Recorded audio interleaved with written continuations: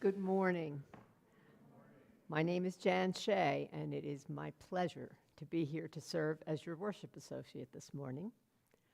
On behalf of First Unitarian Church of Wilmington, I extend a warm welcome to our hybrid service, whether you are joining us virtually or here in the sanctuary.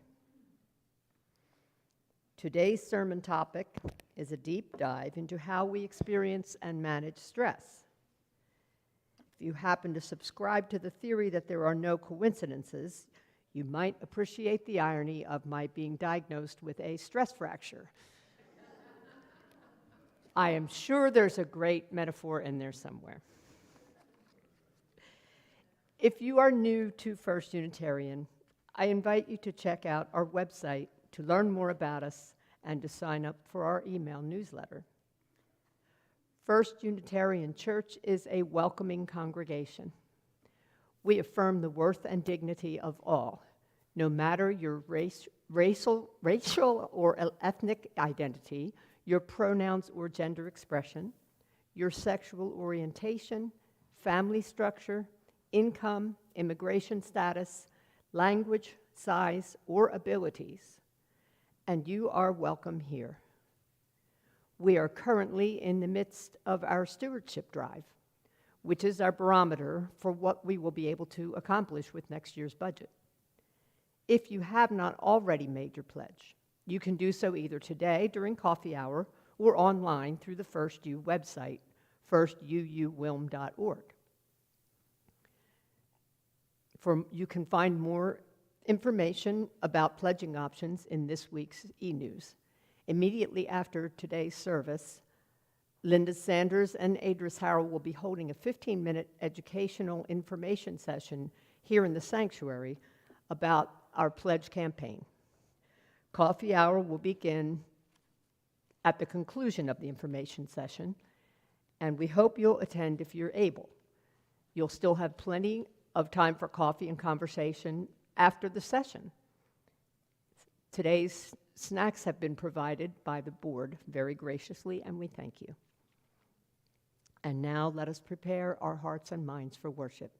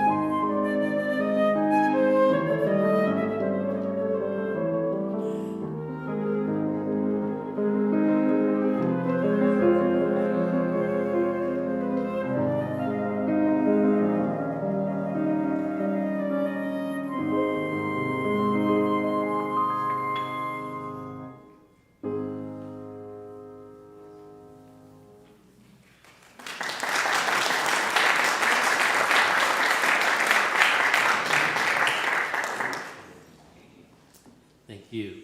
Good morning. I'm the Reverend Larry Piers, minister here at First Unitarian Church of Wilmington, and it's good to see you this morning.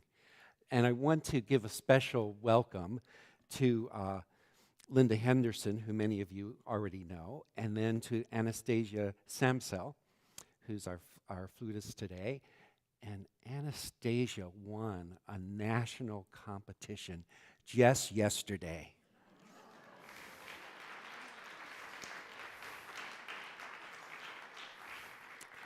So it's great to celebrate with you, Anastasia.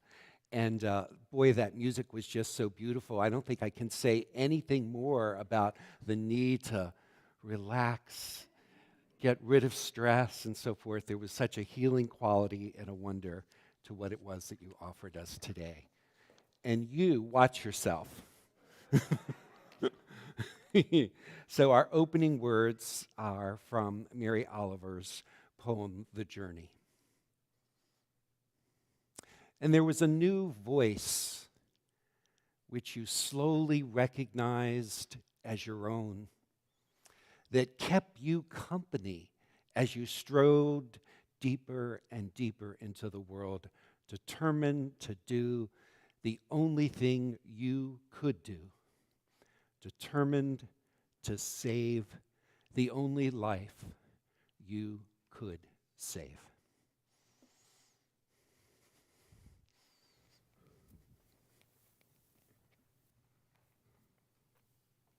If you have a chalice at home, I invite you to join me by lighting it now. As Reverend Larry lights our chalice, I offer these words by Reverend Telos Whitfield. With the kindling of our flame, we recognize the fragility of life and our own vulnerability as we navigate challenges that always seem to come. May this light remind us of the strength we possess as individuals and collectively as a community to lean into and respond, finding our way forward together. And now please rise in body or in spirit and join in singing hymn number 347, Gather the Spirit.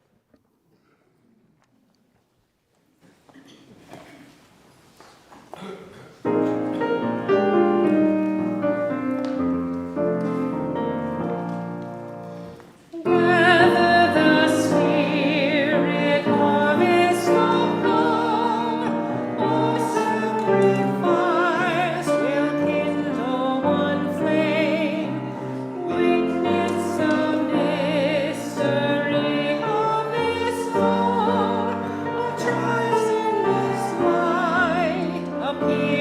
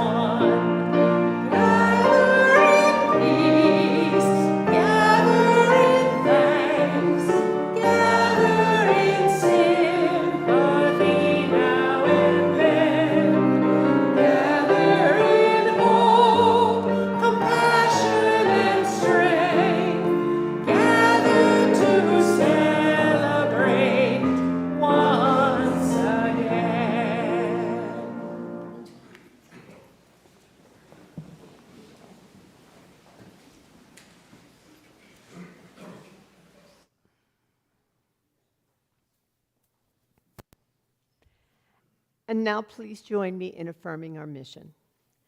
First Unitarian Church of Wilmington is a beloved community that nourishes minds and spirits, fights injustice, and transforms the world through loving action.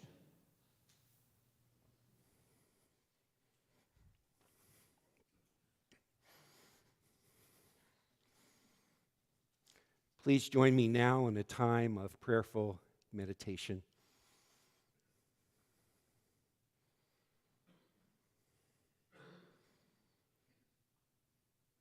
As we move now into this time of prayer and meditation, allow yourself to settle into a steady, restful place within.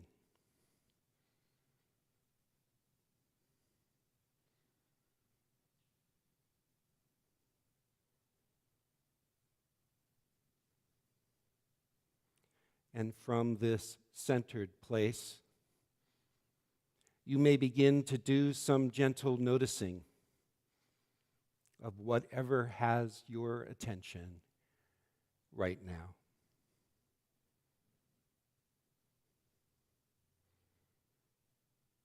Notice without necessarily attaching to one or the other thought or concern. Simply notice. Continue to simply notice these concerns that you are carrying within. It could be a concern for yourself. It could be a concern for another. It could be a concern for something happening in our larger world.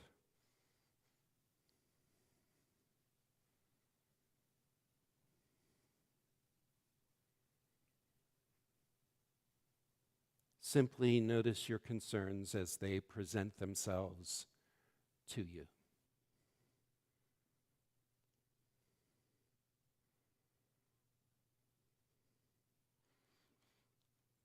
In this gentle noticing, you may silently be saying to yourself, well, there's this, as you acknowledge a particular concern. And there's this, as you acknowledge another concern. And you might even have another, so that you might then even say, and then there's this.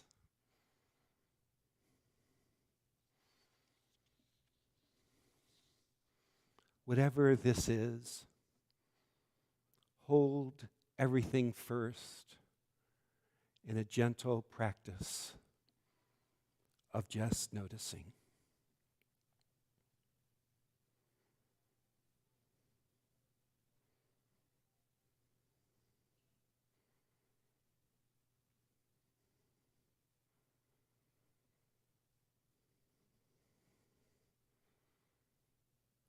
And only as you feel ready, you might with curiosity begin inquiring within by asking, right now, which of these concerns most wants my loving attention and my caring action? And pause and see which of the concerns presents itself to you as most wanting your attention.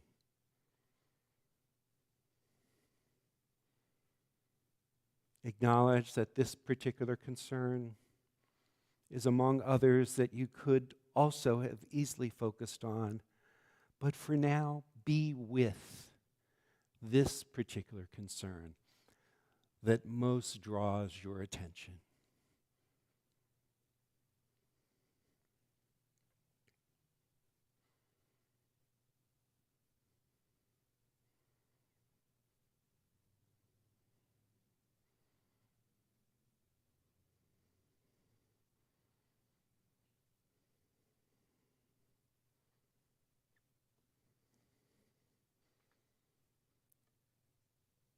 In this company of others, in this sanctuary and online, Each of us is noticing, inquiring, and being with our particular concerns right now.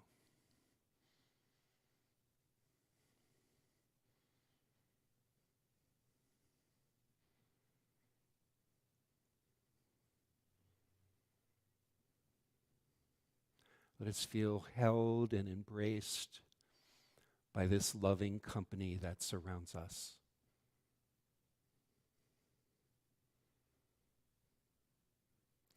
Mozart said that music is not the notes, but it is in the silence between the notes. Likewise, if these concerns that we are each holding individually and collectively were the notes in the music of our life right now, may we be drawn to listen not just to the notes, but the music that is in the silence between these notes of our particular concerns. And in this shared silence that follows, may we allow a deeper wisdom to arise in us as we seek ways to respond to what most has the attention of our heart right now. Let us embrace and be embraced by the silence that follows.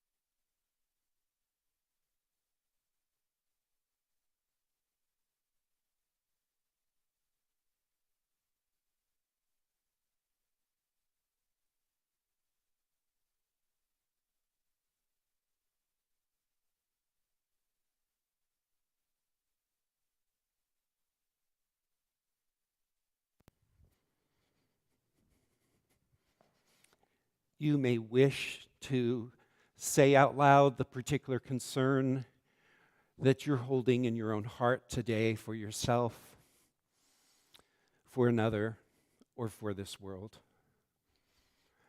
You may want to write it in the chat. So if there is a concern that you'd like to state aloud, please do so now so that we can be alongside of you and hear your concern as something that we can hold alongside of you. What concerns are you holding today?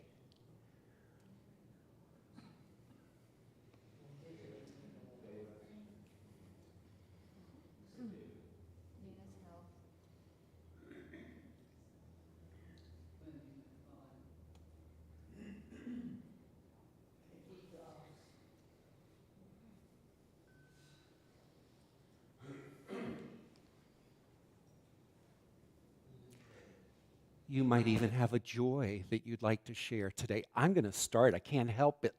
But I got a chance to celebrate June Peterson on her birthday this past Friday. It's a big number. I don't think I should I say it out loud? It's a big number, 96, right? It's great that her son and daughter-in-law are here. Did you want to say something? You raised your hand. You were just going, yes, I agree. It's wonderful. Any other joys that you'd like to share in this room? So may all whose names were spoken and those unspoken find peace and healing this day. We'll join together now in singing Comfort Me.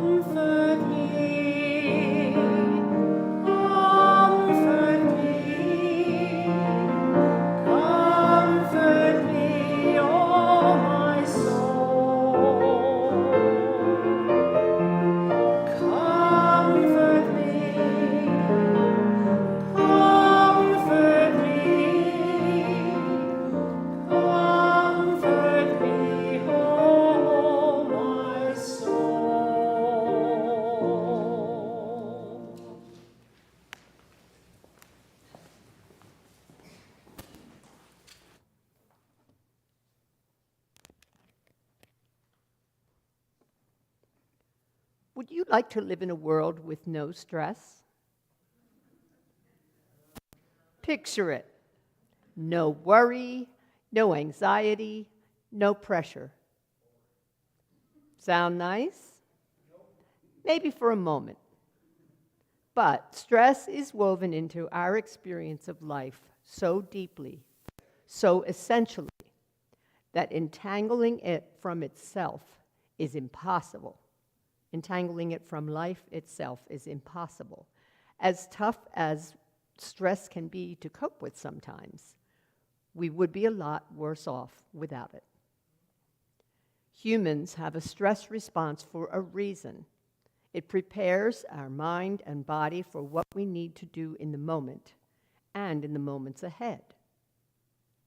Evolutionarily, our body's natural stress response saved our prehistoric lives time and again. It's the reason we're here today and still rely on it to motivate us, to give us a surge of energy and clarity, to deliver the physical and mental resources we need to meet a challenge. And a healthy peak and recovery stress response, where we experience a shot of stress and then recover quickly afterward, is actually good for the body. We humans are exquisitely built to handle stress. In fact, we need it. In the right dosage and frequency, it helps keep our cells young and vital. But these days, most of us do have a stress problem.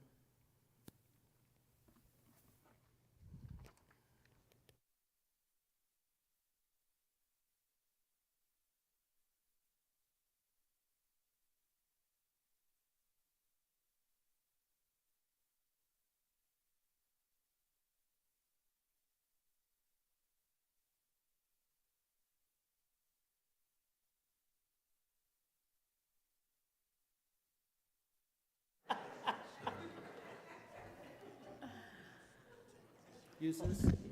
Okay, great. We'll use this instead. All righty. All right. So if you heard the title of this sermon, Can We Do Stress Better? And you thought about it in this particular way, how can I stress out better than I do? Then, okay. Then you are indeed in the right place this morning. I'm glad you're here. You might really need this sermon if you think it's about how to stress better, even better, stress out better than you currently do. The truth of the matter is, as Epel points out bluntly, most of us have a stress problem. She adds that most of us also don't realize it. We've become so accustomed to being at a level of stress that we consider normal, that we don't realize that we may need to change the baseline of what we consider rest. Many more of us experience chronic stress and don't realize it. Yet the implications of chronic stress are actually very far-reaching. Chronic stress impacts our physical health, our emotional health, our relational health, various contexts such as our workplaces, and even our spiritual lives. It's time we recognize that what we consider as normal stress is not really, for most modern humans, that place of actual rest that our body, mind, and spirit is actually capable. We may be in a time that we may need to make significant adjustments to the level of stress that we often tolerate or even applaud among us. You may not consider this a spiritual issue or worthy of our attention this morning, but I do. How about you?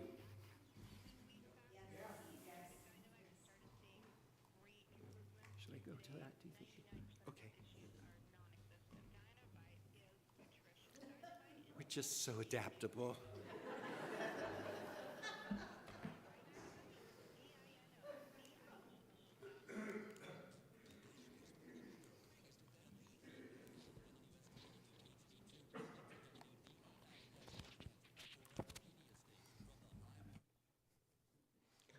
Was that a test, do you think? See if I'd lose it? Okay. However, I believe that as Unitarian Universalists, we can recognize the cultural tendencies that impact our individual and collective human possibilities and our own well-being.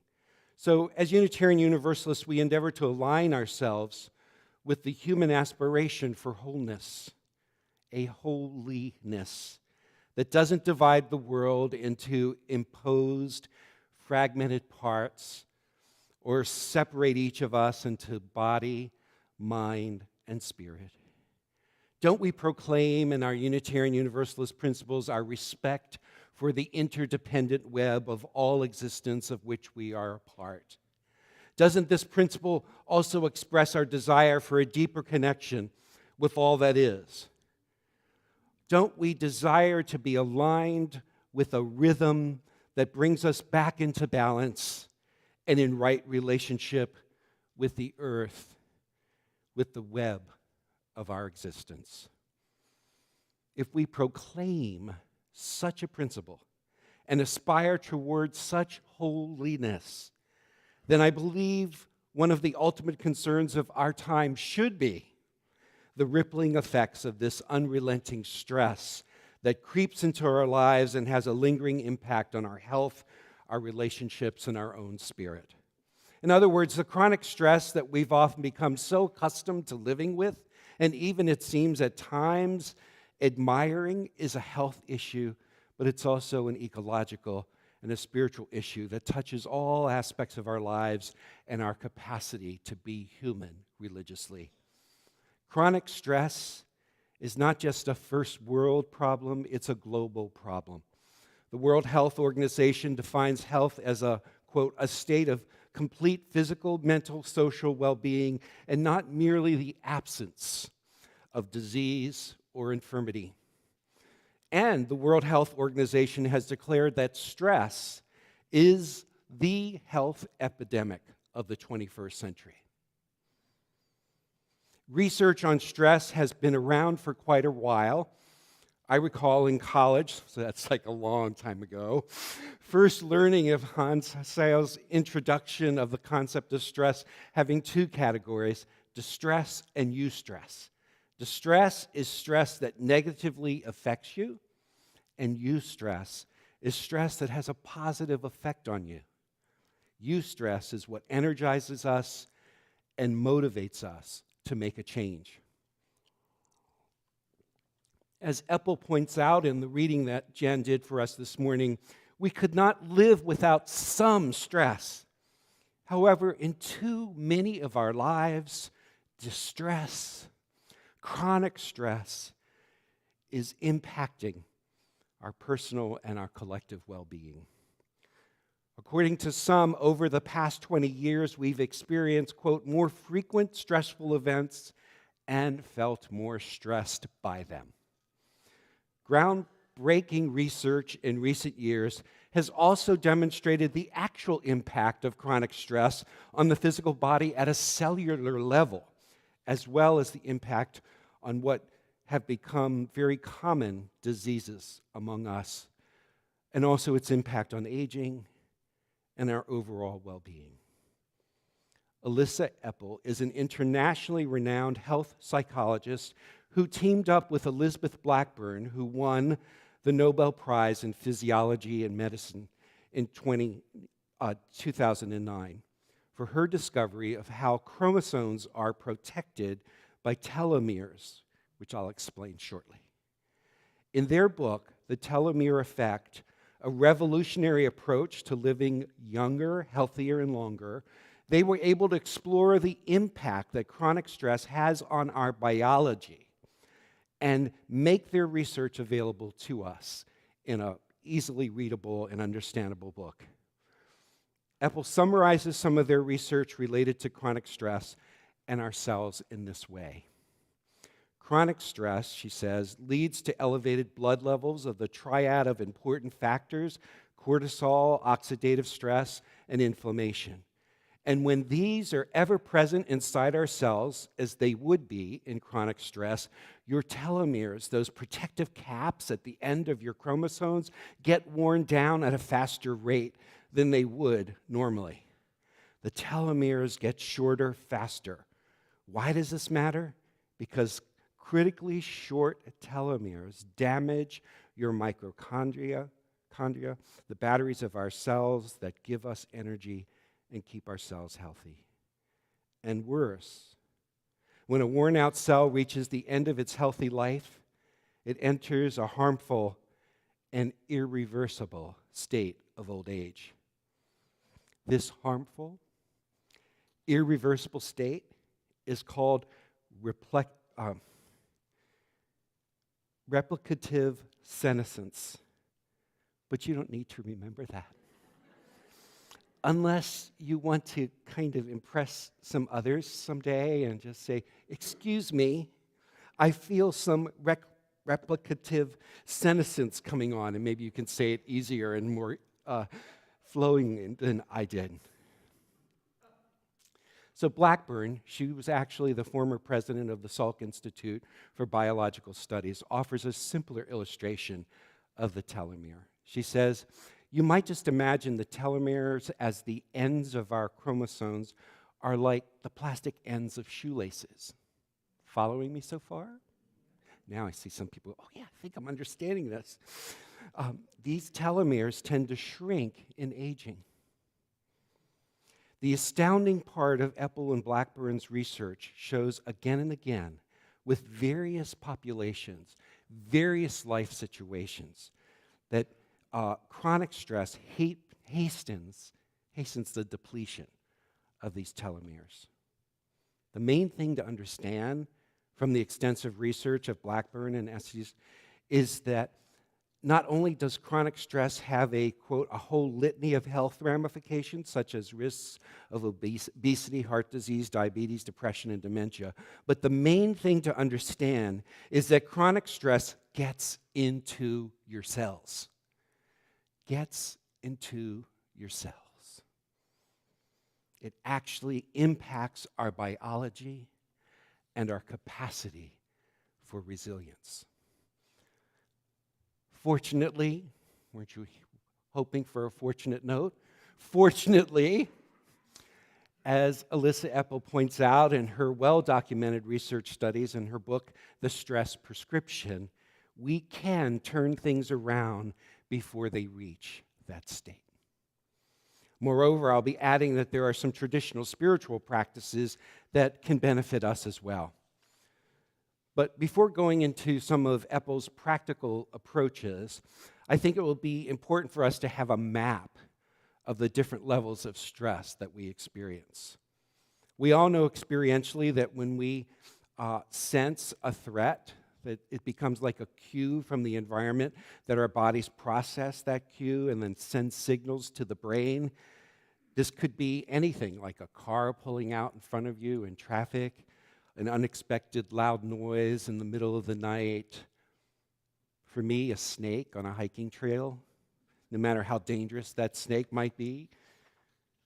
Even where there is no known visible threat, our brain can still react to uncertainty or to some negative thoughts that psychologists call catastrophic thinking, and these can impact us and our health. Epel explains that uncertainty has a cascade effect in our brain, and activates our stress response networks. In this stress response, stress spreads throughout the whole body, just in case something actually happens. So when we are stressed, what do we tend to do?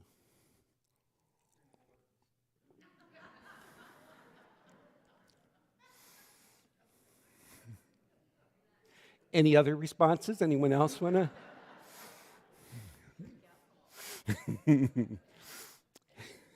So we often try various ways to relax back into the baseline of what we call calm.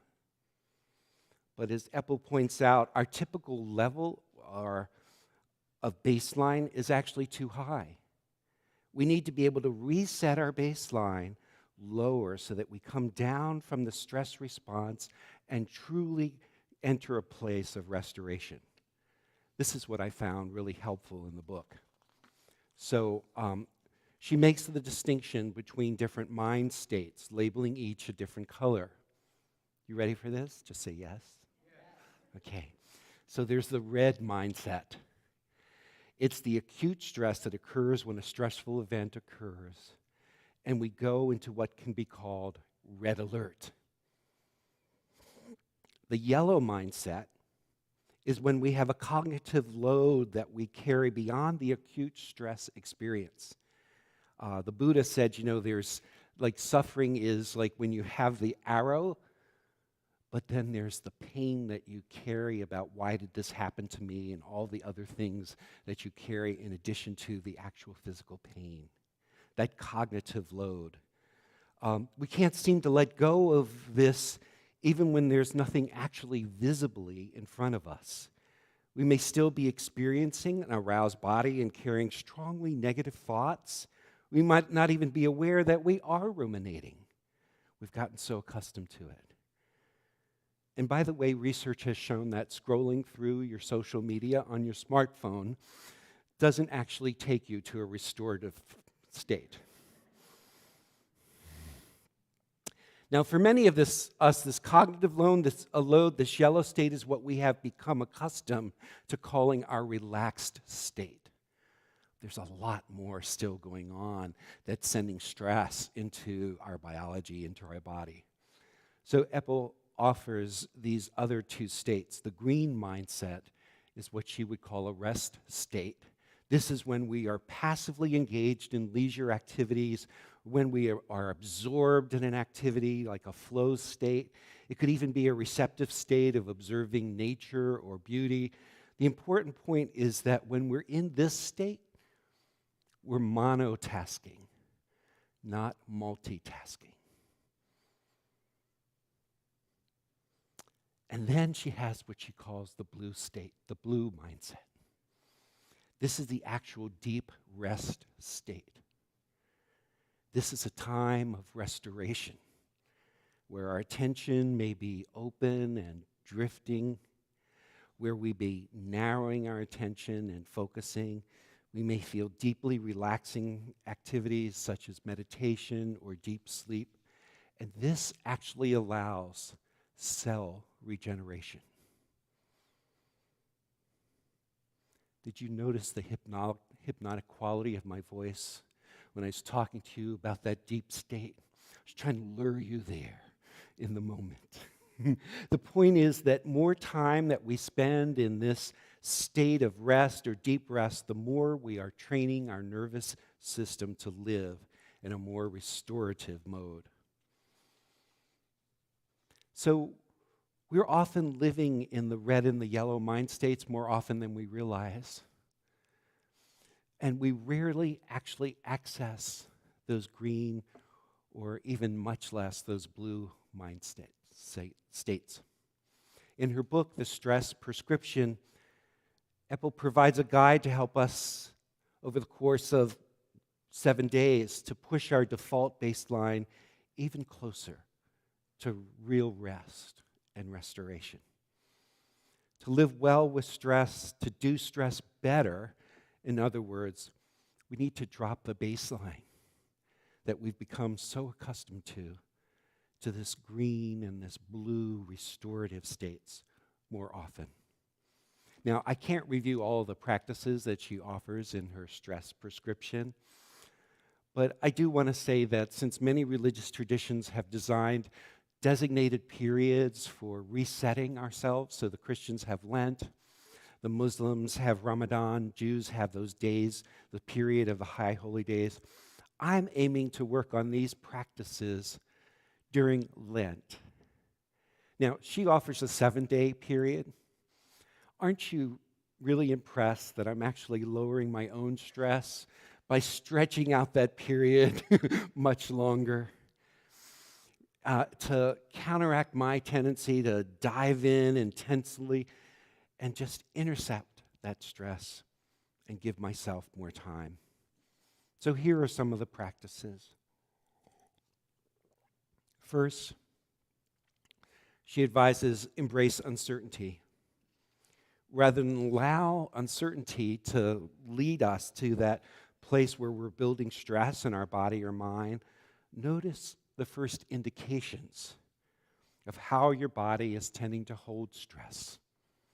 Make note, just notice your expectations and your worries, and breathe into those times of uncertainty rather than allowing them to trigger all of these stress responses in you.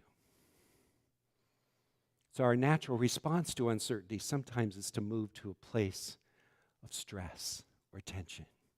She says, relax and say, here's some uncertainty, and here's how I'm noticing this uncertainty impacting my body or my thoughts right now.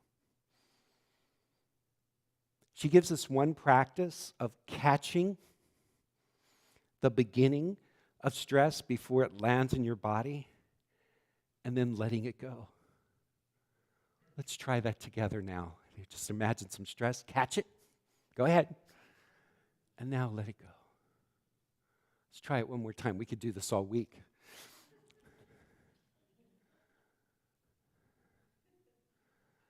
All right? So another piece of her advice is to let go of what you cannot control. It's surprising how often we worry about things that we can't really change. And she says, simplify by asking yourself, what can I actually delete? Because I actually can't do anything about it. I don't have any control over what will happen anyway. And she says, add by asking what really matters to me most. How can I put my energy into that? And then she says, put down what you really can't accept.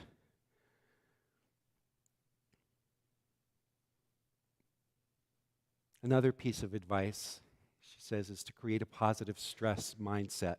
So rather than when a particular stressful event or circumstance arises, ask yourself, what's the challenge here?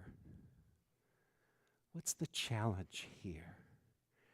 And that oftentimes might help elicit resources that you can call for within yourself or around you. So let's practice that sentence. What's the challenge here? Okay, great. We'll do a review at the end. So addressing to the challenge, I think, is seeing it as a challenge and asking yourself, how can I deal with this as a challenge rather than see it as something that's a barrier? Now, there's a lot of other advice that I won't go into detail here. It includes like immersing yourself in nature. And when I told a few members of our church recently that I went to the Arboretum near me recently for the class in the Japanese practice of forest bathing, I had to assure them that we were clothed during the whole time. So I don't know what they were imagining, but anyway. So the other practices, she says, like create bookends at the beginning and the end of a day. So at the beginning of the day, ask yourself, what am I grateful for? And at the end of the day, ask, what am I grateful for? The beginning of the day, you might ask yourself, what is the purpose of this day for me? And at the end of the day, How have I lived out my sense of purpose? So I'm skipping over her suggestion about ice-cold showers or ice plunges, because as a way to kind of create a stress response that you then recover from. Perhaps maybe towards the end of Lent, I might try that, so I'll actually have something to say about resurrection on Easter Sunday. So as I've reflected on this research on chronic stress and the practices that Epel offers, I've also come to realize that we could return to some spiritual practices that spiritual traditions have long advocated for. Obviously, ongoing meditation and prayer are ways of resetting continually during the day, a way to kind of reset ourselves from that place of stress to bring ourselves to a place of calm and maybe even restoration. In the Jewish and Christian traditions, there's the ancient and contemporary practice of Sabbath. In today's world, as biblical scholar Walter Brueggemann offers in his book, Sabbath as Resistance, Saying No to the Culture of Now, Sabbath may actually help us to counteract some of the restlessness in our consumer culture, which may tend to deplete us rather than restore us. To practice Sabbath might mean to change our mindset away from a world that's so often defined solely by production and consumption. Instead, we might say to ourselves during Sabbath time, in whatever way we find it, you do not have to do more. You do not have to sell more. You do not have to control more. You do not have to know more. And perhaps your kids don't have to be in ballet and soccer.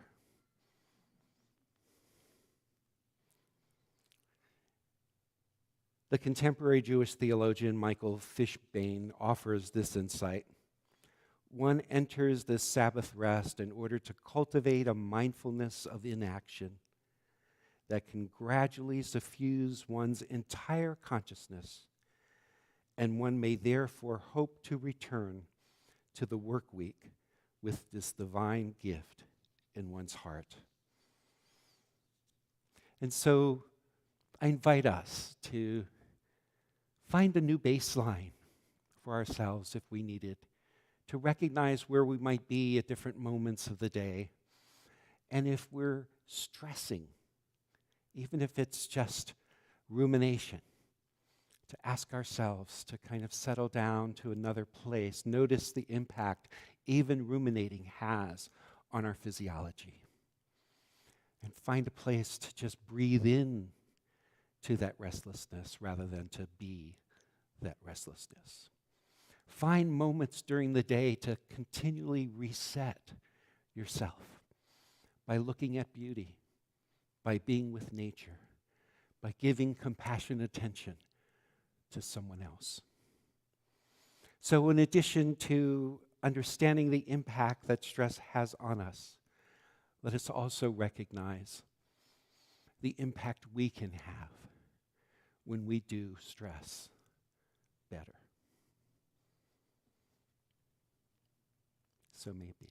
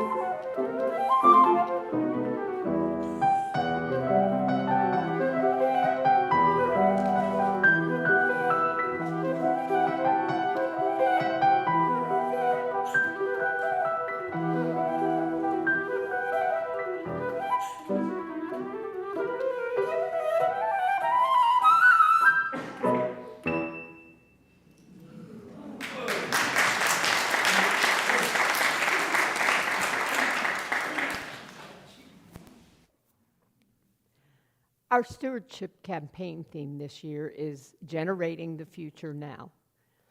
We've intentionally interviewed different generations of our congregation to hear varied voices and experiences, and to highlight different ways we as a congregation serve one another and live out our mission.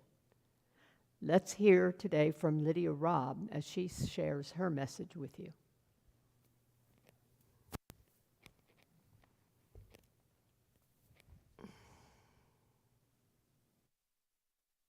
Tell me a little bit about yourself. I'm Lydia Robb. I've been a member of First Unitarian since 1984, which is a long time, with sometimes being less inactive and more active at other times. Unitarian philosophy is a fit for me. I'm one of those people who said I was always a Unitarian, I just didn't know it. Yeah, I think I was too. So. And tell me about your involvement with Pastoral Care Associates and kind of how it's affected you and how you think it helps the church. Okay. I'm chair of the Pastoral Care Associates, who are volunteers from the congregation. And our purpose is really to be an extension of what the minister can do in terms of connecting with people in the congregation, especially around any kind of issues people are having. A lot of health issues, hospitalizations, people going through hard times for one reason or another, financially or socially, or and our role is really to be listeners and to reach out and let people know that we care about them, that the church is thinking of them, and that we're thinking about them and the larger community. What kind of things do you do for people? It varies a lot, from concrete things to less concrete. The concrete things are our knitters make these wonderful comfort cloaks that are very cozy and really do remind people that they're well thought of and that they can get some comfort from those. Sometimes we provide transportation, sometimes meals, but the main thing is outreach to people who are struggling and a listening ear. Really good listening is the most important part of what Pastoral Care Associates do. And how has this involvement in this activity helped you grow as a person or grow spiritually? Right. I have just really valued getting to know people more, getting to know people in the congregation, having relationships, some of them ongoing with people who've had some struggles and making a connection. I just find it very satisfying to be a part of the beloved community and to really expand what the minister's able to do, because there are a lot of us and only one of him. How many Pastoral Care Associates do you have? Well, right now we have 12. Every month one of the Pastoral Care Associates is what we call on-call. And on-call means that any concerns that people in the congregation have that they want to report to pastoral care, or the person themselves, they can refer themselves and let us know things that are happening in their life. And so that on-call person handles any situations that come in during that month. And then they continue with the people that come to their attention beyond that month, so there's continuity, so we don't have people switching all the time. What kind of training do people get to be it seems like you need to know something to do this. Well, we learn as we go. We do have an orientation session, and then the new Pastoral Care Associates shadow the experienced folks, and so they can ask questions and say, why did you do this instead of that? And so it's really a matter of mentorship and people learning through partnering with experienced folks. And of course the minister provides training, and each time we meet, which is only every other month, we have some topic of the sort of continuing education. Nice. That's nice. Thank you for all that you do. I think it's a really great service that we provide to people in need. We hope so. We hope it helps to contribute to community. That's really what it's about.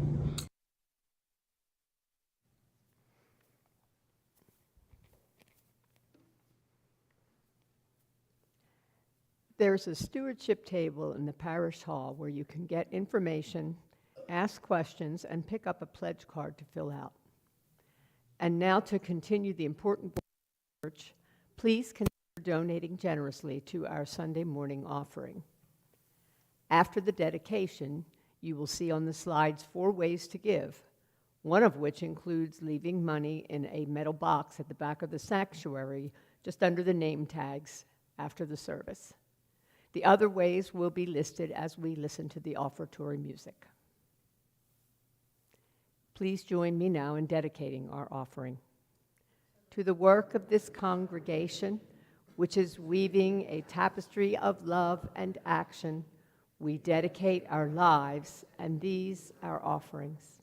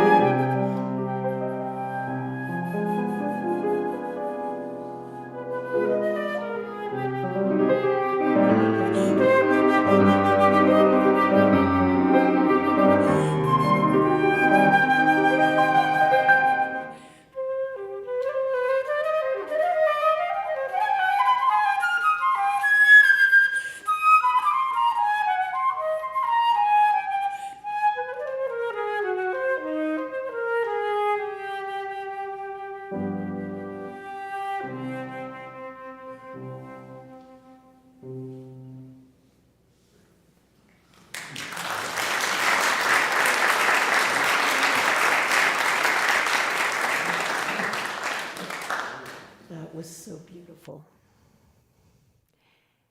If you have a chalice at home, I invite you to extinguish it now as I offer these words from Gloria Anzaldúa. Though we tremble before uncertain futures, may we meet illness, death, and adversity with strength. May we dance in the face of our fears.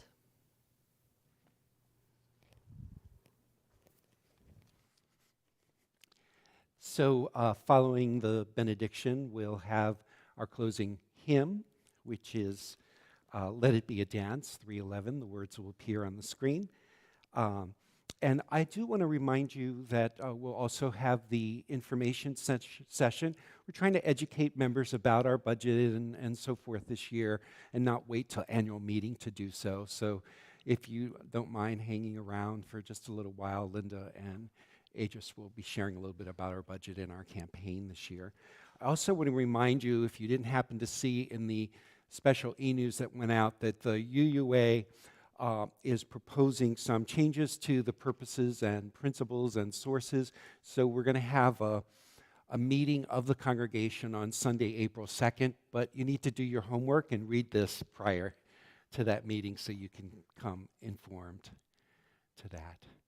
So the benediction, let it be a dance we do. May I have this dance with you through the good times and the bad times too. Let it be a dance. So rise as you are able and let's sing together, Let It Be a Dance.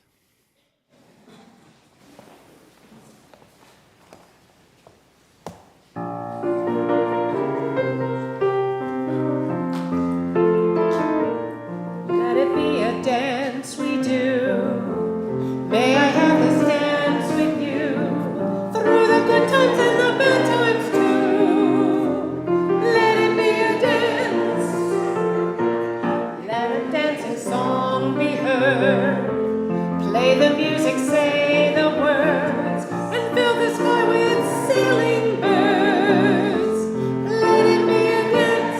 Let it be a dance. Let it be a dance. Learn to follow, learn to lead.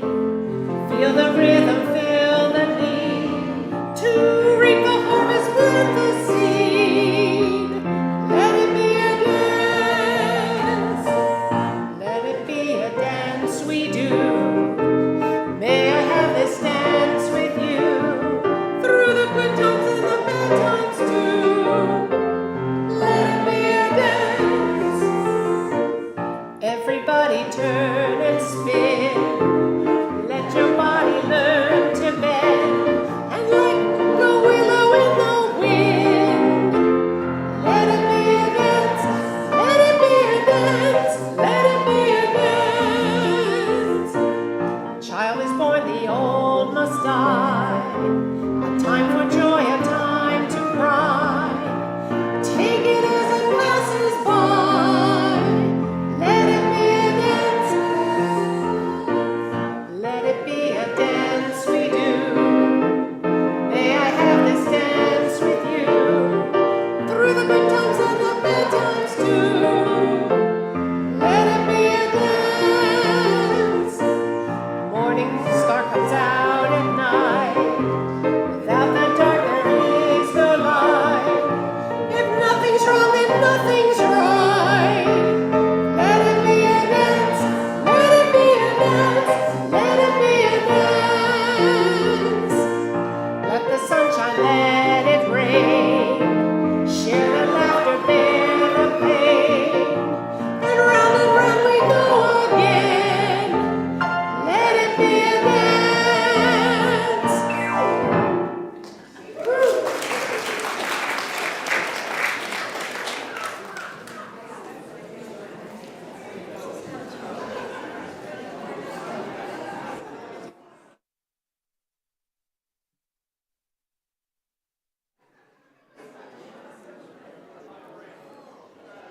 Good morning. There we go.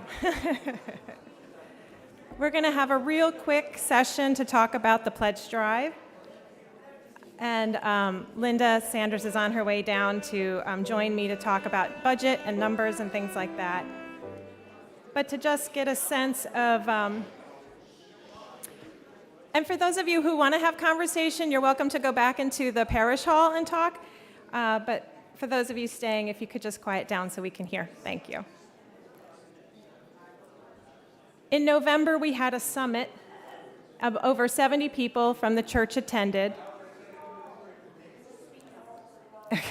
And we talked about ways of sustaining our church and making our church continue and making our church last for generations.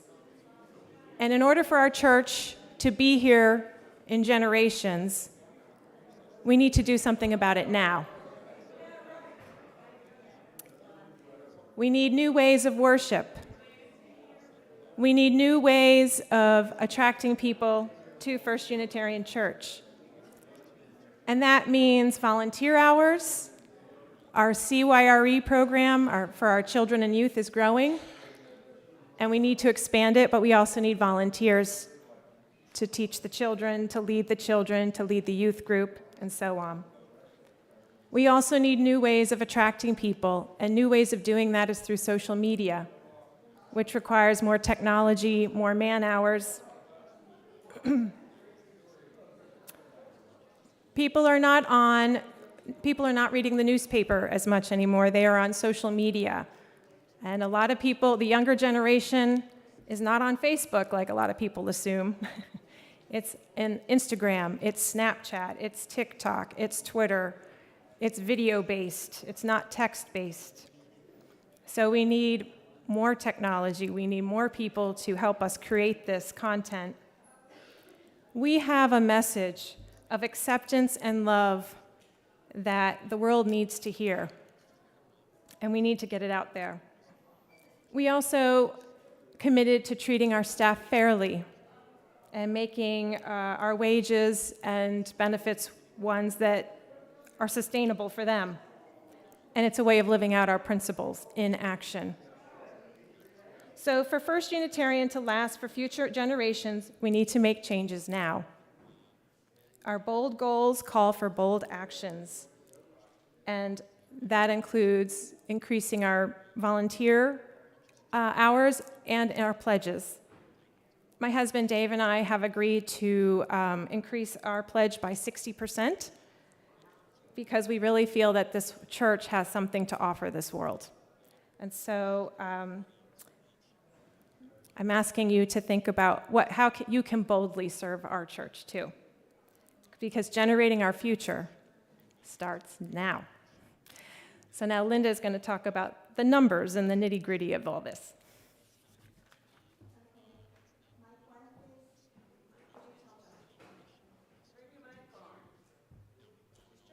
Can you turn mic 1 on, please, John? Yay. Okay, there we go. And could you bring up the slide, please? Poor John. He's juggling 15 balls at once all the time.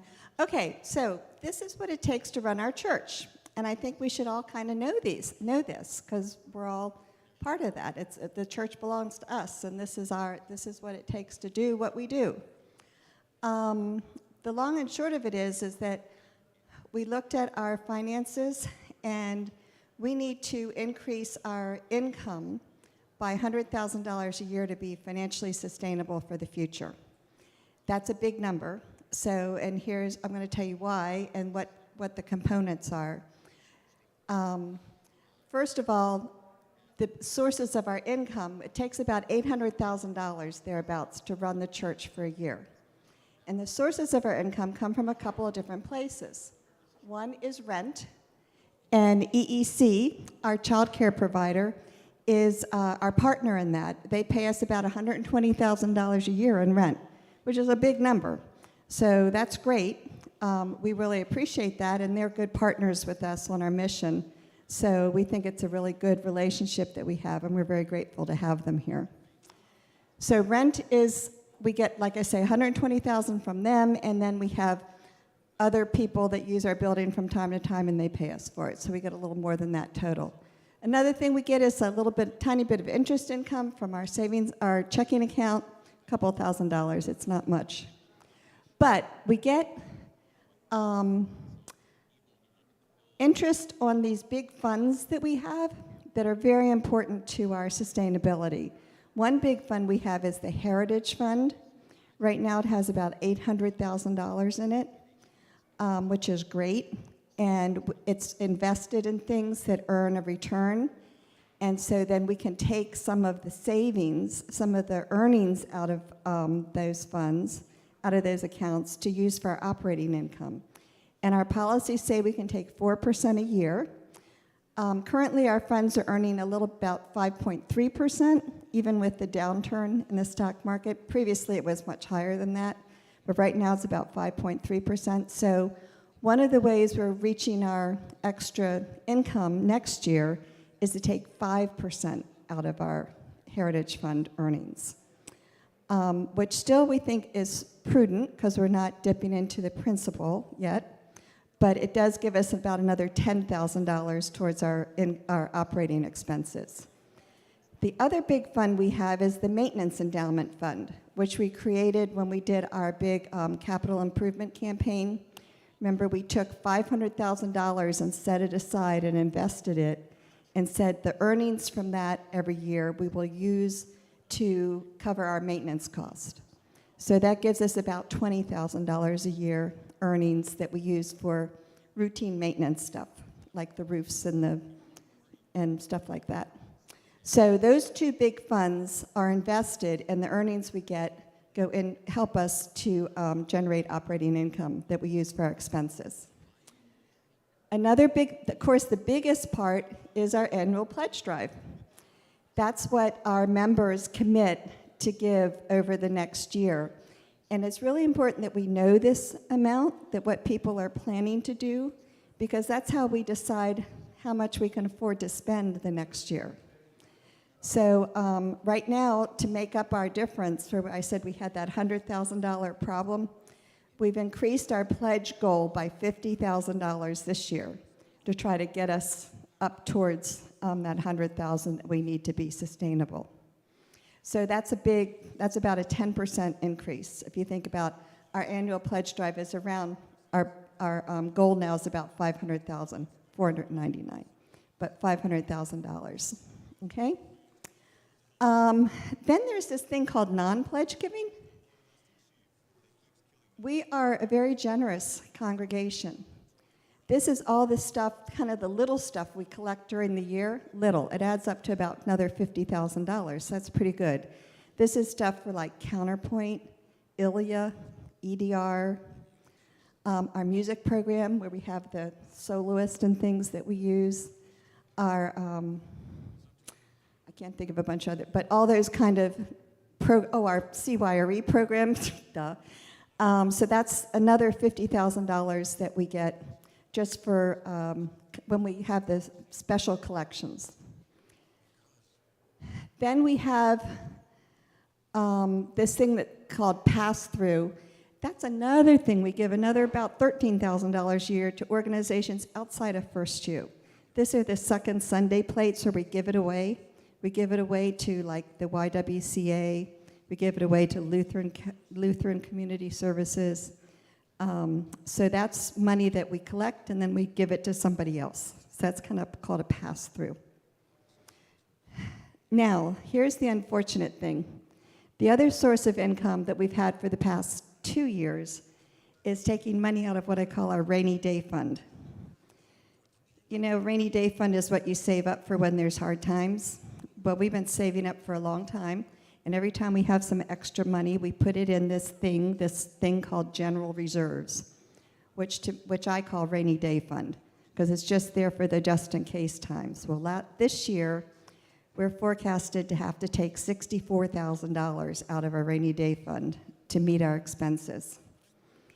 Next year, with our increases in some of the other things we're talking about, we're only taking $40,000. But our rainy day fund had about 120 in it, and now we've taken out 100. So we're down to, our rainy day fund is getting pretty dry. So that's why we say we need $100,000 to keep us sustainable, because we can't keep counting on taking that money we've built up over the years forever. It's drying out. So that gives us our total revenue, you can see there, of about $800,000. What do we spend it on?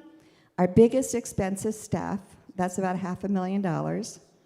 And that's our minister, Marina, our business administrator, our CYRE director, Catherine, our music director, Kathy, our AV team leader, John, for halftime, our building coordinator, Ernie, who takes care of all things about the building, our custodians.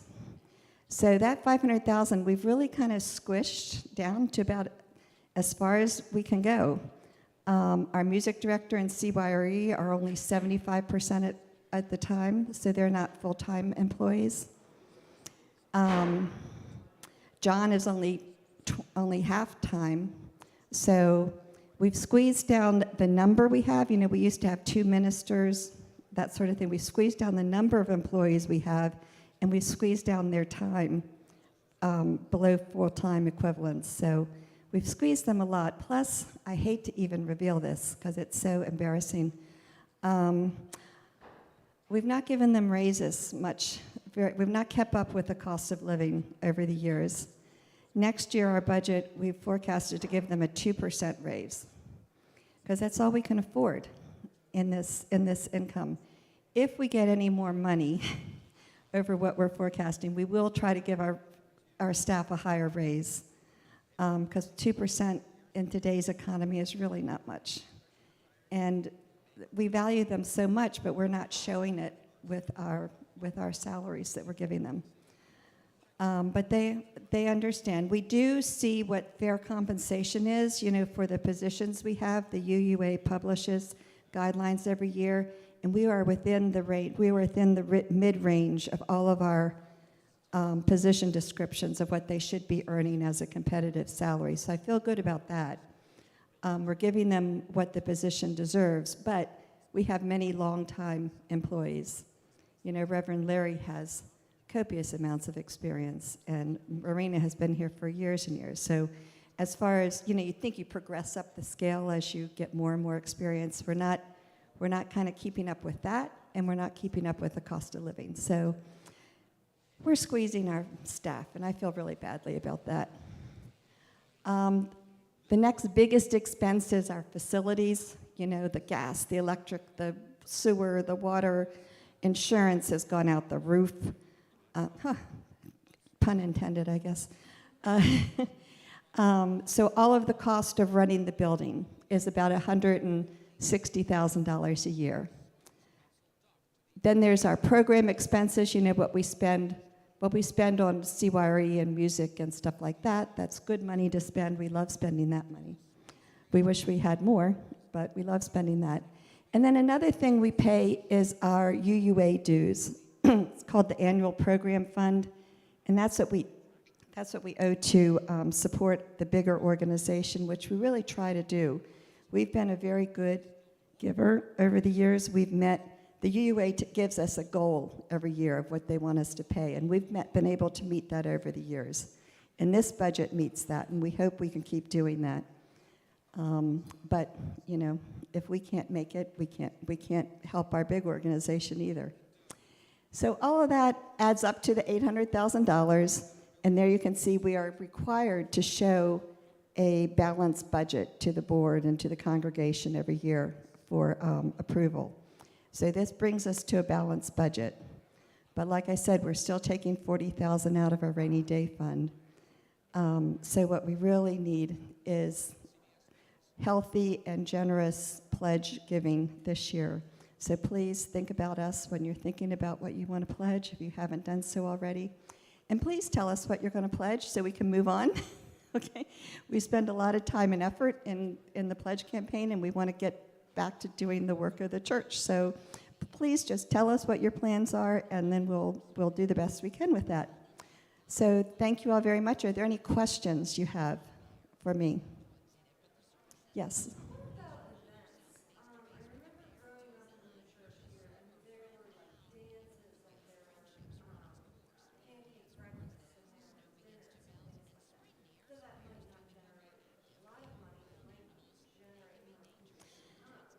Yes, that's very good. Yes, we are working really hard on offering more activities for people to come to. Like we had the summer camp last year at the end of August. We're going to do that again this year. We have the live stream program that Reverend Larry is offering, and that's a way for people, that's offered to the community. It's advertised out in the community through Facebook and social media. So that's ways to get people into the church. We have occasionally the vegan dinners. So yes, we do look very, very much at trying to open up our doors and get people here to enjoy, so that like Adra said, they can find out what we have to offer. So that's very important. Any other questions? Okay, well, you can go to coffee hour now. You are excused. And also, Reverend Larry will be doing his Soul Matters, his first Sunday Soul Matters in the Warner Room, if you're interested in that. So thank you very much.